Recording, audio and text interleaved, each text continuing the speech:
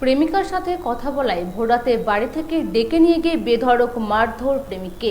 ঘটনায় গুরুতর আহত পলাশ মণ্ডল নামের ওই যুবক। বাঁশ দিয়ে তাকে মারধর করা হচ্ছে, এমনটাই অভিযোগ করা হয়েছে। মাথায় ঘাড়ে মেরে ওকে বাঁশের বাড়ি মেরে একদম পুরো অজ্ঞান করে ফেলে দিয়েছে। তারপর বাঁশ দিয়ে পেটেতে হাতে এদিকে গলায় চোখ তুলতে নিতে এসে বলে তোকে পুরো মার্ডার করে ফেলবে। আর ওই লাস্ট পর্যন্ত আমার ছেলে ভয়েতে নে লোকের বাড়িতে নে মানে জীবন বাঁচানোর জন্য বলে তোকে মেরেই ফেলে দেবো। আরো কেন কি ওদের কি হয়েছে, একটা কি মেয়ে সম্বন্ধে নিয়ে মেয়ে পাশের বাড়ি মেয়ের সাথে আমার পাশে একদম গায়ে তার মেয়ের সাথে মানে কথা বলে বলে আমার পাশের বাড়ি মেয়ের সঙ্গে কথা বলে, ওর সঙ্গে কেন কথা বলিস এই নিয়ে আর কিছুই না। আপনার ছেলের নাম? পলাশ মণ্ডল।